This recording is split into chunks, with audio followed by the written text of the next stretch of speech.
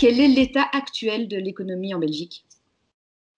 Comme vous l'avez dit, notre économie a été fortement touchée entre, je dirais, le mois de mars et le mois de juin, juillet de cette année-ci. Depuis lors, tout doucement, un petit redressement s'était mis en route. Et maintenant, on s'en est confronté à, je ne veux pas dire un deuxième confinement, mais quand même à une situation aussi grave qu'au mois de mars de cette année-ci. Pour l'instant, nous tablons sur une décroissance économique pour cette année-ci de l'ordre de 8%. Ça, c'est du jamais vu. J'ai jamais vu une période aussi difficile économiquement. Et maintenant, oui, le fait, c'est que maintenant, il faut réagir et éviter à tout prix ce deuxième confinement. Et donc, j'applaudis vraiment toutes les mesures prises jusqu'à présent parce qu'ils visent d'un côté à préserver, je dirais, les écoles au maximum, à préserver au maximum les entreprises, c'est-à-dire on demande quand même aux entreprises de continuer à fonctionner. Et troisièmement, et peut-être plus important à très très court terme, c'est de sauver notre système, si je peux dire comme ça, notre système de soins de santé. Et donc, nous soutenons vraiment tout cela. Et donc, je pense que les entreprises font tout ce qu'ils peuvent faire aujourd'hui en termes de respect de règles d'hygiène et autres, de télétravail au maximum, de limiter les déplacements. Mais naturellement, ce n'est pas suffisant.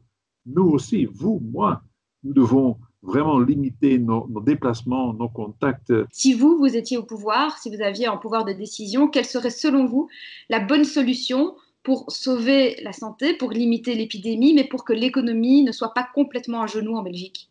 Je pense forcément, allez, même si je suis au pouvoir, il n'y a aucune mesure qui peut à ce moment-ci sauver ou, comment dirais-je, améliorer la situation sanitaire, sauf le comportement de vous et moi. Je veux dire par là, nous devons éviter que nos entreprises soient de nouveau à l'arrêt. Parce qu'alors, on touche l'emploi, on touche le pouvoir d'achat. Et donc, il n'y a pas une contradiction, d'après moi, entre l'aspect sanitaire et l'aspect économique. Tous les deux sont importants parce que si on pense uniquement aux aspects sanitaires, l'économie sera morte et donc on n'aura plus d'argent pour financer notre système de soins de santé. Et si on pense uniquement à l'économie, il y aura aussi un drame au sein des hôpitaux. Donc, forcément, l'économie et les soins de santé doivent, comment dirais-je, se serrer la main, travailler ensemble, et ensemble, nous pouvons combattre le virus, mais tout dépendra essentiellement de notre comportement, de vous et de moi. Si finalement l'État repart vers un confinement généralisé, quelles seraient les conséquences économiques? Est-ce que ce serait véritablement une option envisageable dans la situation actuelle sans risquer de mettre littéralement l'économie à genoux? Jusqu'à présent, j'ai toujours dit que ce n'est pas envisageable. Pour des raisons tout à fait simples, à peu près 60 000, 65 000 entreprises étant en bonne santé avant la crise Covid se trouvent maintenant dans une situation fragilisée. Ces entreprises occupent à peu près 300 000 emplois. Donc, s'il y a un confinement total, général maintenant, je risque que bon nombre, des milliers et des milliers d'entreprises vont finalement capoter et dire voilà, OK, faillite.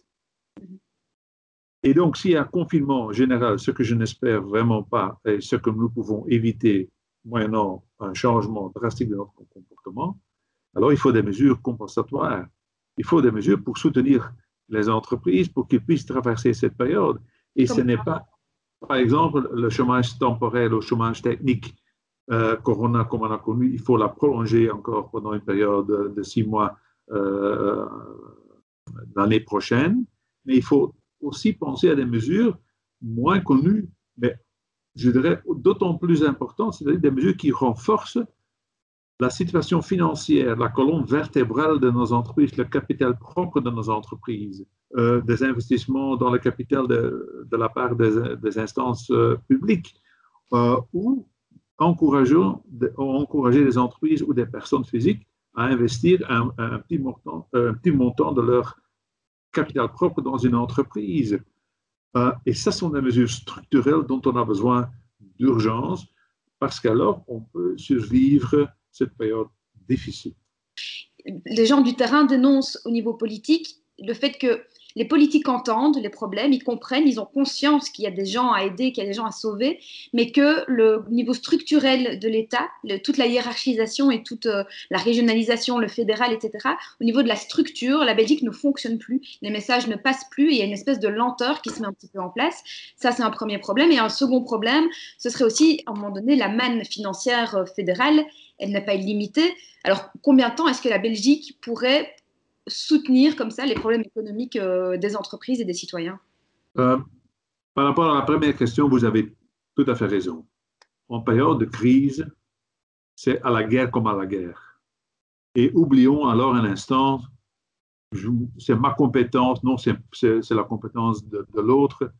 Aujourd'hui, les citoyens, les entreprises, vous et moi, les jeunes, les plus âgés, ils en ont marre d'entendre la structure de l'État est mauvaise ou quoi.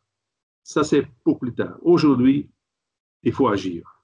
Et j'ai l'impression que le Premier ministre Alexander De Croo, que j'ai encore rencontré hier à travers des vidéoconférences, naturellement, avec le groupe des 10, a vraiment cette volonté. C'est de prendre les choses en main. Donc, nous la soutenons à 200% en tant que FEB. Pas question par rapport à ça. Et donc, oublions un instant la structure de notre État. Il faut agir, il faut prendre des décisions. Deuxièmement, est-ce que budgétairement, parce que ça c'était votre question, est-ce que c'est budgétairement tenable à terme? Ce n'est pas évident. Mais, comment dirais-je, les entreprises qui tombent vraiment en faillite, c'est encore beaucoup plus grave. Donc, je préfère que l'État intervienne maintenant de façon temporaire, mais bien ciblée, pour que les entreprises en bonne santé avant la crise Corona puissent traverser cette période difficile. Et deuxièmement, faisons aussi un peu appel à l'argent qui est disponible au sein de la société.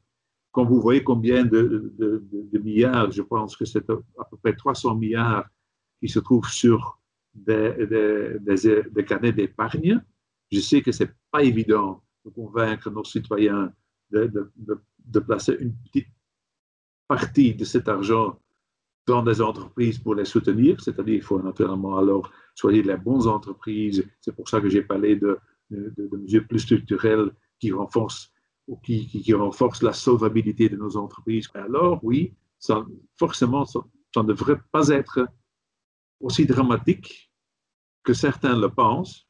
Néanmoins, il faut constater, notre déficit budgétaire est élevé, notre dette publique est élevée, mais quand la dette publique est tenue par les citoyens belges, ce n'est pas aussi grave que s'il faut emprunter de l'argent à l'extérieur de la Belgique. Ça, c'est vraiment une perte de prospérité, une partie de notre richesse qu'on exporte vers l'extérieur. Ça, il faut éviter. Il faut soutenir les entreprises, mais les entreprises qui peuvent traverser la crise. Les entreprises qui étaient quand même au bord du faillite, oui, enfin, ça c'est donner de l'argent à une entreprise qui va quand même capoter. Ça, c'est la difficulté de pouvoir détecter les entreprises qui ont vraiment besoin d'aide. Deuxièmement, je suis convaincu que notre économie en général, notre société en général, la richesse qui est disponible au sein de notre société, au sein de la Belgique, je pense que nous avons la capacité budgétaire de survivre cette période difficile.